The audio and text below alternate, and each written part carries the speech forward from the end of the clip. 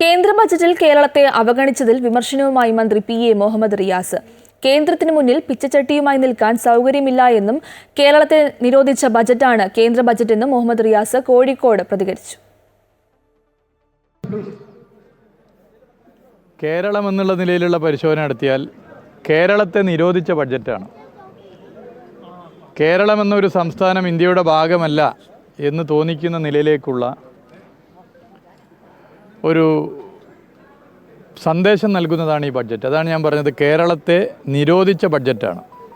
കേരളത്തിൽ നിന്നുള്ളൊരു കേന്ദ്രമന്ത്രി പറയുകയാണ് കേരളം പിന്നോക്കമാണ് എന്ന് നിങ്ങൾ സമ്മതിച്ചാൽ, പ്രഖ്യാപിച്ചാൽ പണം തരാം. പിച്ചച്ചട്ടി നീട്ടുന്നത് പോലെ കേന്ദ്രത്തിൻ്റെ മുന്നിൽ നിൽക്കാൻ സൗകര്യമില്ല. കേന്ദ്രമന്ത്രിയുടെ പരാമർശം കേരളത്തെ അപമാനിക്കുന്നതിന് തുല്യമാണ്.